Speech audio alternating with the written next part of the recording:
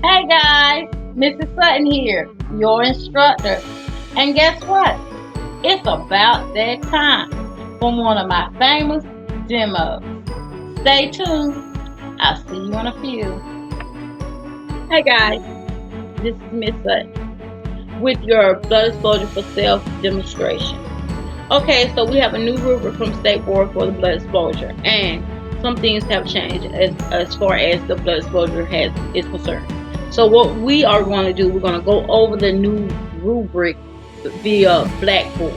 It's uploaded in your module 1 of your Blackboard along with a lot of the other brand new rubrics. But a few things have changed with the blood exposure. So what I'm going to do is going to demonstrate the physical way to do the blood exposure, because when you go to State Board you don't have a sink, but I'm going to talk back and forth about what to do. So I am working on a client and I cut my finger. Ow, I cut my finger. So the first thing I want to do is explain to my client what's going on, and I'm going to go to the hand washing sink. I'm going to go wash my hands as a regular way that we wash hands from the hand washing demo. At State Board, this hand sanitizer signifies me washing my hands. While washing your hands, you're also going to wash the punctured area according to State Board. After you wash your hands, you're going to put the disposable towel in the waste container. If the cut is still bleeding, you're going to put a towel on the wound, which is like so, to keep it from bleeding. Okay, you want to put on your gloves from your first aid kit.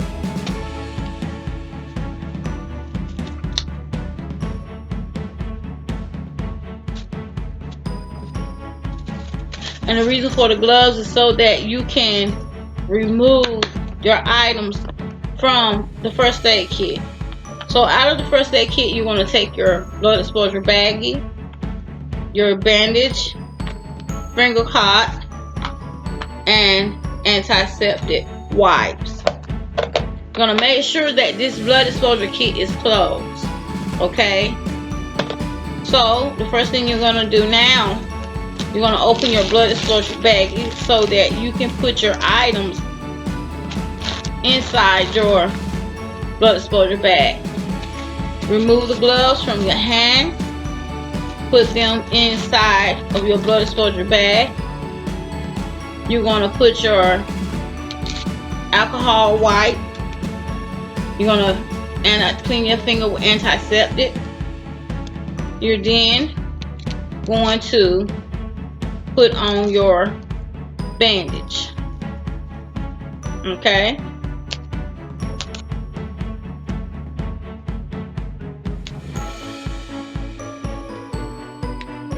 Now you have your bandage on. You're going to take all single-use items and you're going to place them in the trash. This is according to this rubric that we have. After you place your items, make sure the bag is sealed really good. Okay? After you place your items in the trash, you're going to then apply gloves again. So now I'm looking at 2 pair of protective gloves. Okay?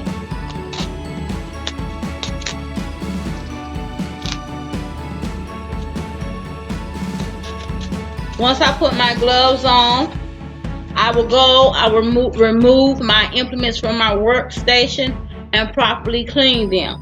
Now remember, there is a end of the day disinfection video in module 1 that you guys will watch, which is showing how to clean your implements at the end of the day, which is the exact same way that you will clean your implements in the event of a blood exposure incident. After you do that, you need to clean and disinfect your workstation so you have gloves on. So I'm going to remove my first aid kit from my workstation, hand sanitizer, my universal supplies out the way, My workstation covering, which is my towel, will go in the soil linen container. I will get my barbicide wipes out. I will use one wipe for a cleaning process. This wipe here will go in the trash. Then I will get a second wipe, which signifies disinfect, and I will clean my work area with that. I will throw that wipe also in the trash. I will then remove my gloves from my hands, go back to the hand washing station again, wash my hands. Okay? In this case, I am sanitizing. My work area is done. Then I'm going to take and I'm going to put on my finger guard. Okay? So once I put my finger guard on, after I wash my hands, I put my finger guard on, I can now return to the service. Okay, now that we have done the blood exposure for self, there's also the blood exposure procedure for your client. So the only difference between the blood exposure for self and client is if your client gets cut, you will stop the service, take your client to the hand washing sink, have your clients wash their hands, and then make the supplies available to the client. If the client does not want to do the blood exposure, then do the clean the area and put the bandage on and things like that, then you do it. After you have done those things for the client, you take the client back to the station. You're going to make sure that your station has been disinfected. You're going to make sure that everything that is soil in this going to soil in this, like your towels, your trash is disposed of. You're going to make sure that the implements are clean. Refer to the hand washing demonstration to make sure that your implements are clean. And then after it's said and done and your client has a band-aid on and her finger caught on, you will proceed with your service as usual.